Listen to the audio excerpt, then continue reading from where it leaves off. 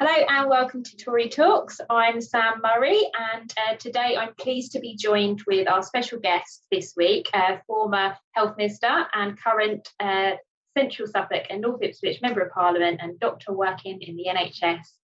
It's Dr Dan Poulter. So thank you, Dan, for joining us today and taking the time out to discuss things, and in particular the brilliant news that we've had that Ipswich have been rewarded the town's fund of 25 million, which I believe is the fourth highest of all 45 towns that actually submitted a bid. So that's fantastic, and I know that you put a lot of work into securing this for us. So just wanted to sort of chat about your reaction really, and what you see going forward with this town's fund, how you see it being spent. It's really good news, and it's very good news for North West Ipswich, for Castle Hill, Witton and White House, which I represent.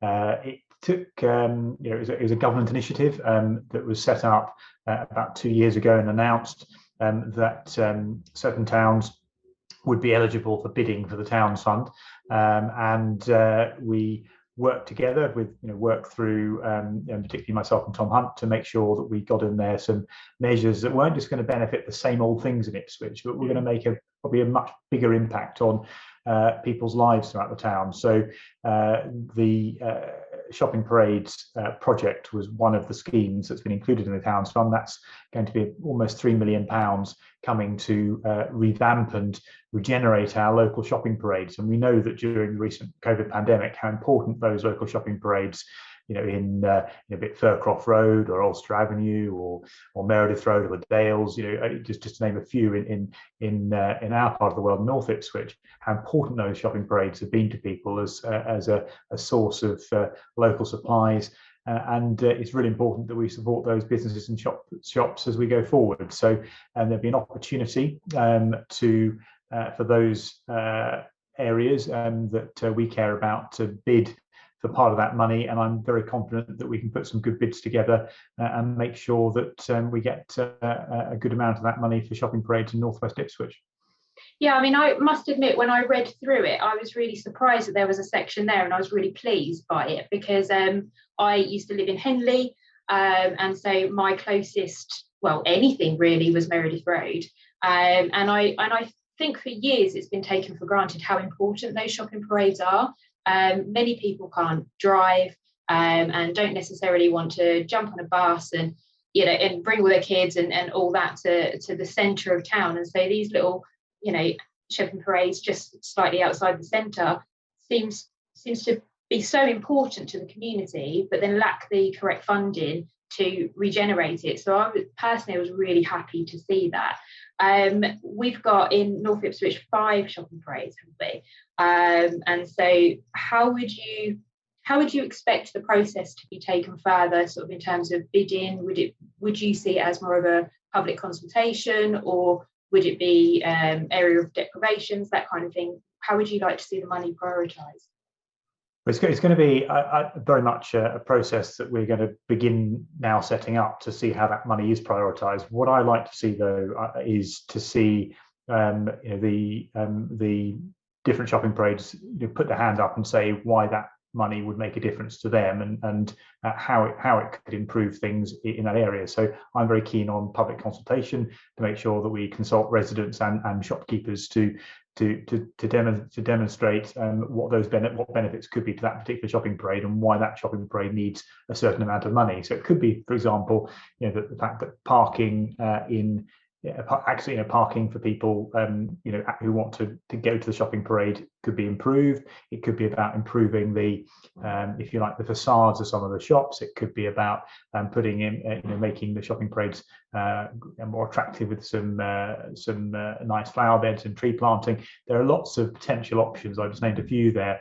and it's very much going to be down to the shopkeepers to come together, and the communities in those areas to come together and say, this is what we want to do for our shopping parade, and then within the money that's available, put a bid in, if you like, about for getting the money to make those changes. So it can make a real difference to older communities, and in North Ipswich in particular, as you say, those shopping parades do serve people who live outside in Henley, sometimes in Meredith Road. People who live in Bram and Claydon will come in sometimes to use the shops there they're really important to the local economy in those areas, but it's also a really important local community focus in Ipswich, and it's something that for me probably is a way of best showing that this money that's coming from the government actually can make a real difference to people's day-to-day lives, and we can see that money making a tangible difference to communities. Because far too often, money goes to big projects, and actually you can't always see the difference that makes to the areas that we represent and the areas that we look after. But I think with the Shopping Parades project, that's going to make a real difference in that way, and it is going to be very much down to local bids going in from local communities and local shopkeepers about to say how that money can be well spent. And presumably yourself and myself and David Goldsmith and so on and so forth will help the shopping parades and the business owners put the bids together and sort of encourage some confidence that they're entitled to the money as much as anyone else, and it should be fairly distributed, because I think from someone who comes from a community point of view, sometimes there's a lack of confidence that just the honest shop worker or owner, the lack of confidence that they're going to achieve the funding, because sometimes the application process, especially when you're dealing with the borough when there's lots of different avenues for funding, it can be quite a complex process. So I'm assuming yourself and Tom, it must be refreshing, by the way, to have Tom working with you so closely, bearing in mind we've just had a Labour MP for too long, so hopefully that we could all work together to support those shop owners and the greater community to put those bids forward.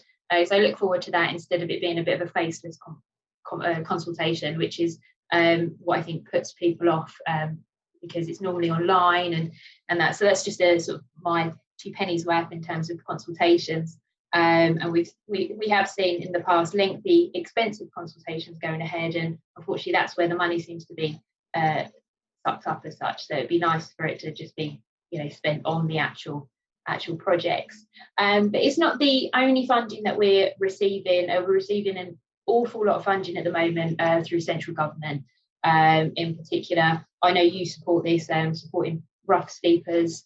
I think the last figures I received was that in the last 12 months, 50 rough sleepers and homeless people have been supported through the pandemic, and 44 of those 50 had personal plans and are currently being supported to try and seek accommodation on a permanent basis.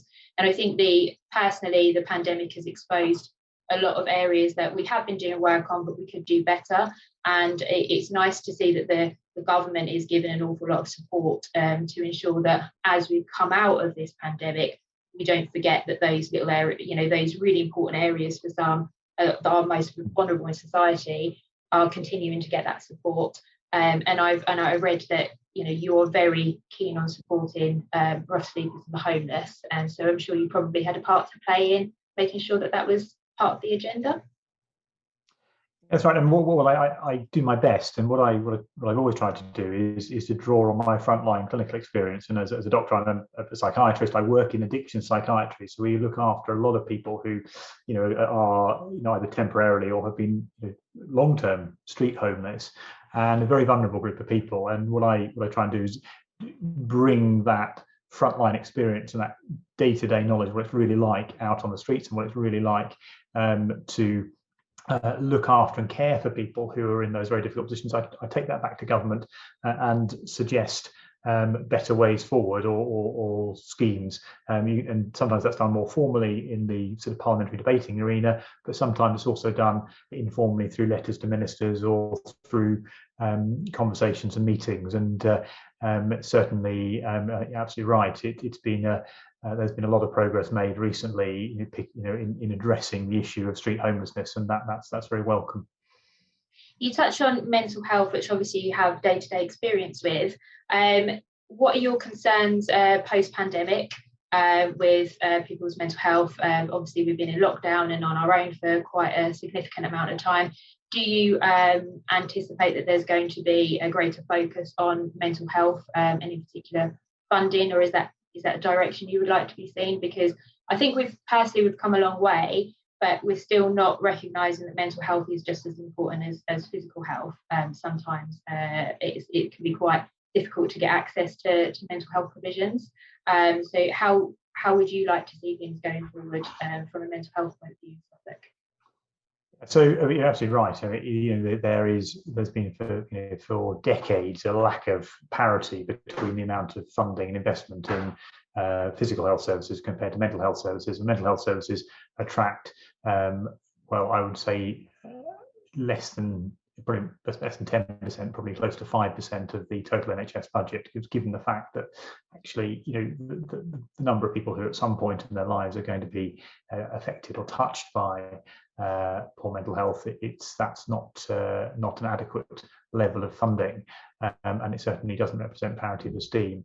During the pandemic, there have been people who have been affected by the fear and worry about COVID and the illness itself, and there have been people who've been affected by being locked down for long periods or being isolated through that, particularly during this really hard, long winter we've had. We've had a long lockdown, so we've got to recognise that. For me, though, the big area, and it's not a big one, one area is the area I work in. Addiction services needs to be properly resourced. It needs to be properly what's called commissioned. At the moment, it's actually commissioned by local councils and away from the NHS. And that was, I think, probably a mistake, actually, in terms of taking it away from the NHS. We need to get it back more joined up with the NHS, because people who have substance dependency, be it alcohol or be it street drugs, often have comorbid mental health problems as well. So the two often go hand in hand, and people sometimes use drugs or alcohol to numb some of those difficult experiences and feelings they're having because they've got poor mental health. So we need to bring those services back much closer together again.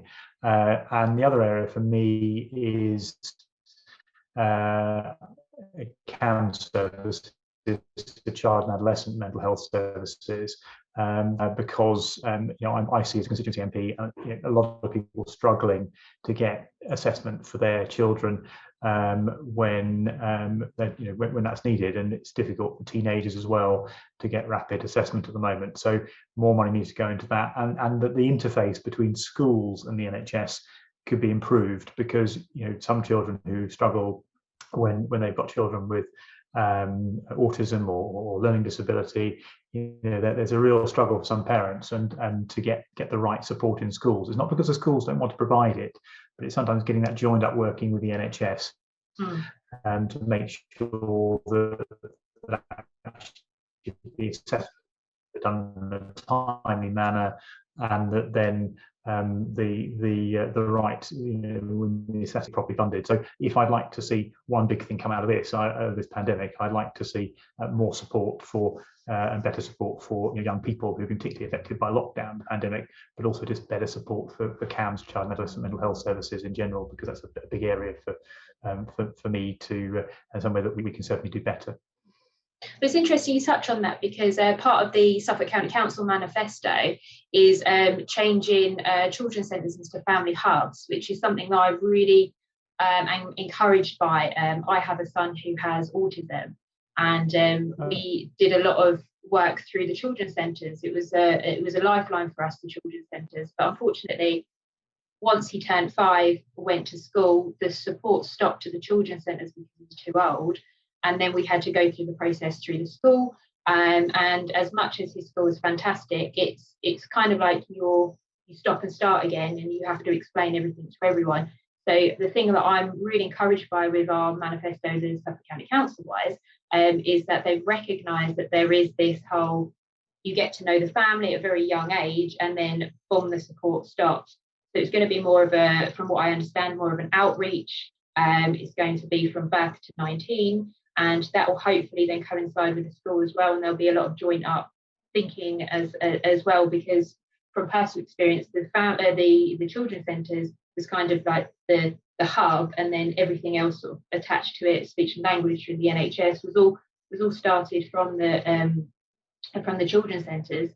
And then all of a sudden 5 came, and then everything stopped. We had to then sign up again. So I'm encouraged that even just changing something like that, which feels to me like a no-brainer, is that recognising that there's definitely a change of need, and then when something isn't quite working, it's let's change it and make it fit for purpose. So I'm really encouraged by that, and hopefully that will link in with what you're saying about, you know, mental health with young adults as well, especially if the family hubs are doing outreach for people up to 19. When it comes to North Ipswich, you're very active in the area, and you have achieved an awful lot to support the community. And we were talking before about the BLT, the Big Lottery Trust, and how you helped get some funding for that. So would you like to explain the involvement? How did North Ipswich get the £1 million grant, and then how did it come about? So that the grant it happened the very first few months, and when I was became an MP, and that was 11 years ago now, and there was an opportunity to bid for funding from the big lottery for areas where there was substantial deprivation, and Northwest Ipswich with Witton and Whitehouse has part areas that are, have got some challenges, and I was very supportive did my best to lobby, if you like, and if it's a bit of a dangerous word to use at the moment, but but I think that's obviously my role as an MP, to lobby for my constituents. I was lobbying for money and writing supportive letters to support the bid, to make sure that Northwest Ipswich was one of the areas that was received the money, and then that was, if you like, I'm very pleased to play a part in helping to make it happen. But the hard work's happened since then, with the tremendous effort of the big lottery team, in North Ipswich, and making sure that the money wasn't just spent in one go, but it's been eked out and used to support so many community projects over the last 10 years, and that's been a tremendous success. So it's been a really big thing for real sort of people throughout our part of Ipswich, which is tremendously good news. It's sometimes the things that you don't always see. I mean, some of the work. I mean, I've always been a big supporter of our allotments in North Ipswich as well, and it's been great to see how the big lottery has worked together with other community groups to make sure that that money is spent as effectively as possible, and to reach as many people and benefiting as many people as possible. And it's been a real success story for Ipswich, and it would be wrong for me to claim success for it. I helped to get them the money in the first place and to make it happen, but it's really the team behind it who've been and who are now carrying that forward, who've been done the really hard work, and should really be commended for that. Yeah, I mean, I think that these kind of fundings are absolutely fantastic, because they really encourage the community to get together and support each other. And with these projects, you're encouraged to reach people on certain levels. So you have to do an element of youth services, supporting the elderly, and sort of touching all areas that sometimes go unnoticed in our day-to-day. And from where I come from a place of activism, is I believe that a lot of our problems can be solved within a community if we feel like we're supported by our neighbours, and there are plenty of things for us to do and be involved with in the area, such as ranging from the BMX track to the allotment. There is something for everyone, so long as it's encouraged. And I think that people, when they have a sense of belonging for something, it's better looked after, and people care more about things because they've had a role to play in that. And so I'm very passionate, and I think we come from a similar place here. I'm very passionate about community engagement and community involvement to improve people's general health, and in particular mental health as well. And I think the work that they've been doing in the BLT has been incredible, and long may it continue. And I think it's great that there are things out there that get the funding. Do you think there are other areas that could be worked on to help people with mental health issues within the community? Would you like to see any changes with how we approach things, instead of very much this is essential sort of borough issue and we're going to tell you how we're going to do this? Would you like to see any changes within how we do it so that it's more community led at all? Well, I mean, one thing that we know has worked very well, I can speak from other parts of my constituency here. We've got, for example, is where the community comes together to provide more peer-to-peer support. So people providing support for each other. So you don't, not with the mental health professionals directly involved, but with people providing that support. Just looking after each other. In Framlingham, they've got what's called the Worry Tree Cafe. Obviously, it's been challenging to keep that going during the pandemic, but they meet every week on a Friday afternoon, and have a cup of tea together, and just and people come and talk together and spend time together. And it's anyone can turn up, and there's a regular group of people. There are people who just turn up from time to time, and talk about, if you like, their worries or their concerns or difficulties they're facing, and that's worked really well at a community level. And we've got the opportunity, I think, to look at how successful that's been and take that elsewhere and make it work. So, for example, we've got community centres at Castle Hill, we've got community centres in White House as well, that could be used very well to provide a similar sort of a nice environment for people to come into, and that's certainly an opportunity to provide that sort of peer-to-peer support that so it's not just about mental health professionals, it's about people supporting each other through difficult times, and friendships can be made, and people through something that we can do more with. There's already if you're going to in parts of White House has got groups for older people, exactly that sort of type, but I think we need something for everyone, if you like, so that younger people also feel that they can do that. And I think the Worry Tree model in Framlingham is a really good one that we could look at how we can take something like that forward in our part of town. That sounds brilliant. Actually, I think I might do some investigation into that Worry Tree and see what we can do in North Ipswich. So we're going to start campaigning in North Ipswich in terms of canvassing. What is your funniest canvassing moment that you've had in your time as an